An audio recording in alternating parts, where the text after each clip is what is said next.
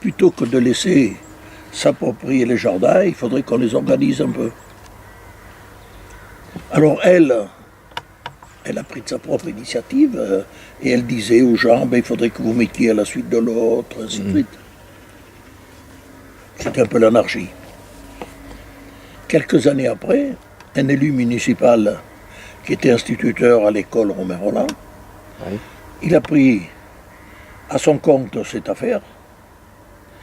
Il savait que dans l'est de la France, dans le nord-est, c'est-à-dire la Lorraine, un peu l'Alsace, il y avait des jardins.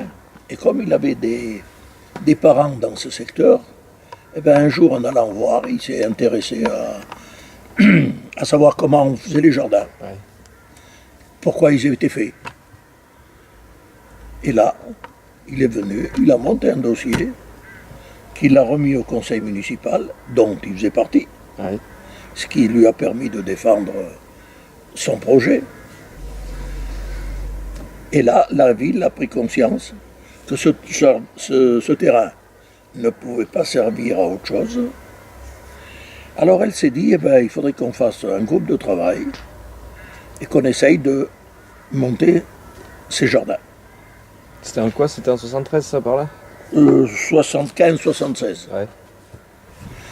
Moi qui suis arrivé de la campagne en 63 et que mes parents avaient 800 mètres de terrain derrière la maison, j'avais un jardin sur place.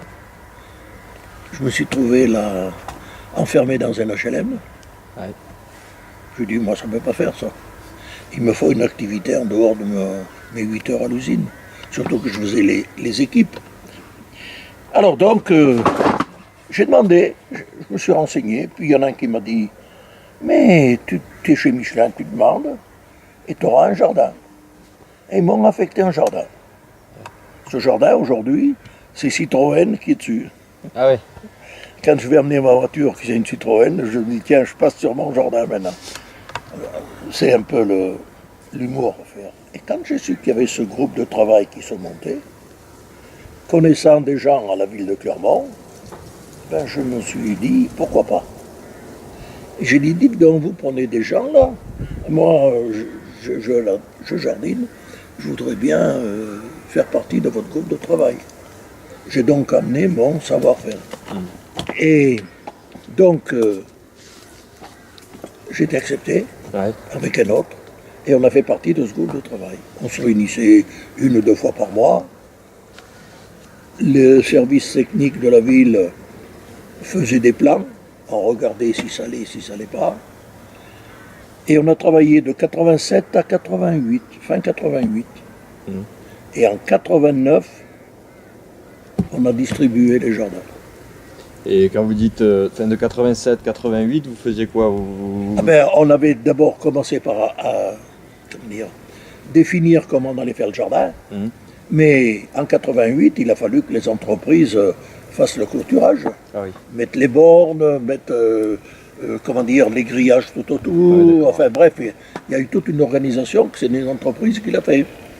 On n'a pas pu donc le prendre avant. Parce que le jour où on s'est arrêté de faire l'étude, les travaux, il fallait les faire. Donc, et là, comme j'étais dans le groupe de travail, je me suis choisi ce jardin-là. Parce que j'ai dit, c'est la voie ferrée, il n'y a plus rien. On va se... Oh, mais il faut qu'on se mette à l'abri, je crois.